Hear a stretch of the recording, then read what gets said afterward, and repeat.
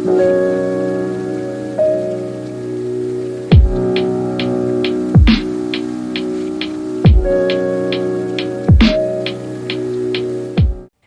to this edition of Psychic Tips, How-Tos, and Tutorials, where it's all about helping you unlock your psychic potential.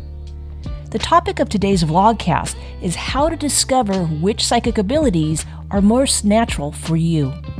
Even if you don't yet know what those are, the truth is everyone has their own unique way that they receive intuitive guidance.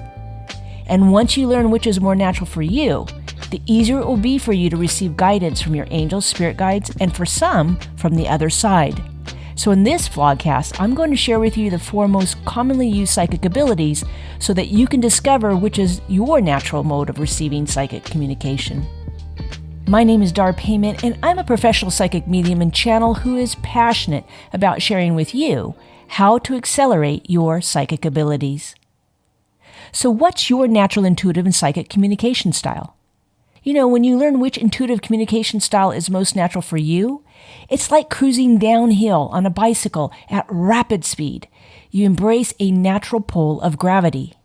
And likewise, when you learn which intuitive ability is most natural for you, you're able to receive clear intuitive direction in all areas of your life. So let's take a look at the 4 most common ways of receiving psychic and intuitive impressions. The first is clear feeling, or what we call in the psychic world, clairsentience. And this is the ability to feel what others are feeling at a deep level, as well as sensing emotional energy in your surrounding environment. This is the main intuitive style of an empath. Do you avoid a shopping mall or other crowded places? Have you ever entered a room and felt that the energy was somehow off? Perhaps the room felt cold or just plain icky, as if someone had a recent argument or that something terrible has happened there. Or have you ever felt the emotional energy of someone around you, such as fear or anxiety? If this occurs to you often, chances are you're an empath. I help many people discover their intuitive speak or their psychic communication style. And with empaths, once they discover this is one of the major ways of receiving intuitive impressions, I often get a huge sigh of relief, because more often than not, they're not aware that they're picking up on other people's emotions and think that what they're feeling is actually originating from them. This may feel quite confusing at times, especially if you're a generally happy person and suddenly begin to feel a deep sense of dread or other negative feelings that you normally don't associate with. And once I teach these people to discern whether or not it's actually their feelings or if they're picking up on somebody else's, I see them sigh with relief because they didn't realize that they were intuitively drinking in the emotions of others. And so learning to shut it off enabled them to function in social situations and feel like a normal person. And the second way of receiving psychic communication is by what is known as clear hearing or clairaudience. And this is the ability to hear intuitive guidance in your own mind's ear. And sometimes this form of communication is really easy to dismiss as just your own thoughts or inner voice. Have you ever heard a voice inside of your head that either warned you or perhaps told you to do a particular thing? Okay, it sounds like someone like this is a nutter, right? But many people, perhaps even you, have had the experience of hearing a voice either internally or externally that got you out of a pinch or helped you in some way. One of my favorite books is Think and Grow Rich by Napoleon Hill. In the book, there's a story about a man who lived in an old building. And when he arrived home, it was already dark outside. As he reached over to flip the light switch on inside of his apartment, he heard a loud voice that said, "Don't turn on the lights." Startled, the man listened, thinking that there was someone in the room with him. He stood still for a few minutes in order to be sure that he was alone. Still a bit shaken by the mysterious voice, he sat down on his couch for a bit before deciding to go to bed. As he went to his bedroom, he heard the same voice tell him again, "Don't turn on the lights." This time he knew it wasn't his imagination and that he was definitely alone, so he decided the best option at this point would be to go to sleep. The next morning, the man found out that his building suffered from a huge power surge at the very moment he was going to turn on the lights in his apartment. Had he turned on the lights, he would have been electrocuted. Clairaudience is a very natural and easy way to receive intuitive guidance. Give yourself permission to tune into and to listen to this subtle voice within. It could possibly save your life. The third way of receiving psychic communication is through clairvision or clairvoyance. This is the psychic ability made popular by Hollywood movies. It's the ability to see in your mind's eye past and future events, as well as the ability to see angels and other spirit beings. It was the summer of 1985 when I first met Dina. We were both interning at a prestigious law firm in Phoenix, Arizona. One of our job duties was scanning and converting case files into microfilm. Microfilm is basically the forerunner of the photo scanner. Converting paper documents in this format was a long and time-consuming process that allowed Dina and I to talk with one another while working.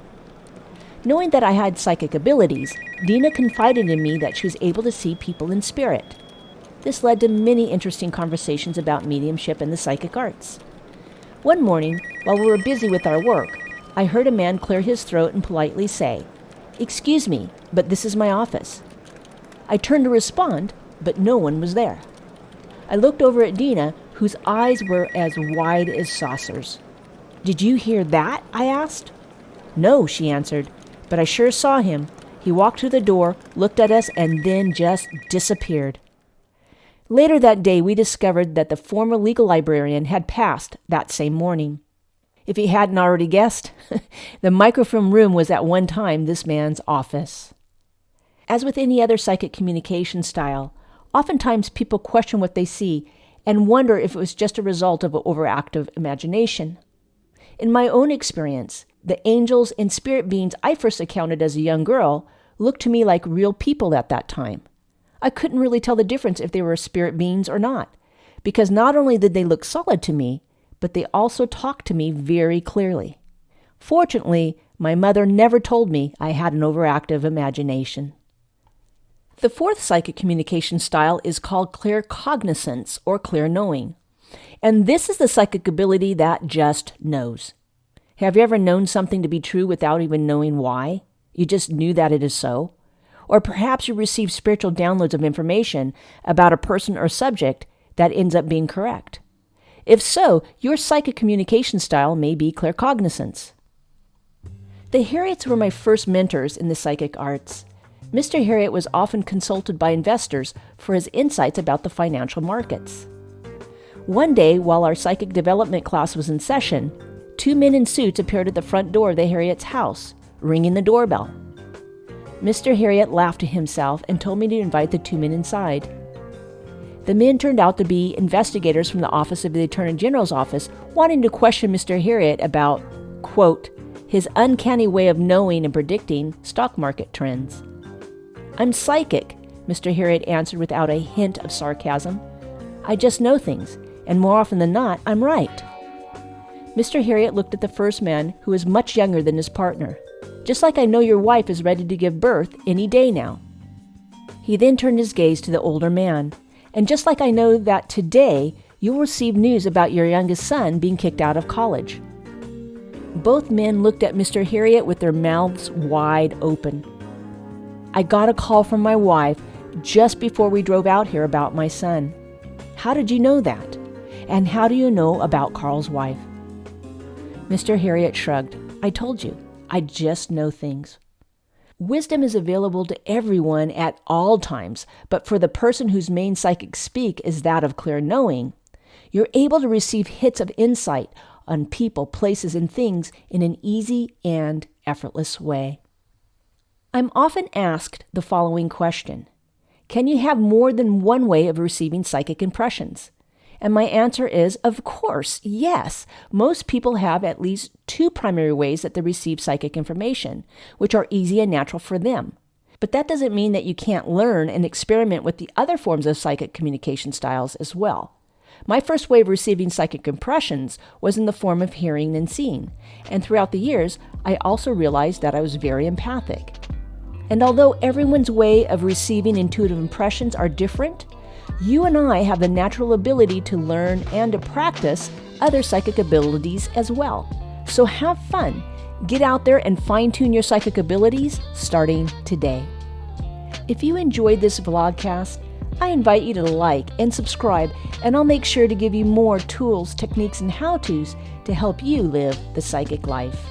This is Dar Payment wishing you blessings, love, and light.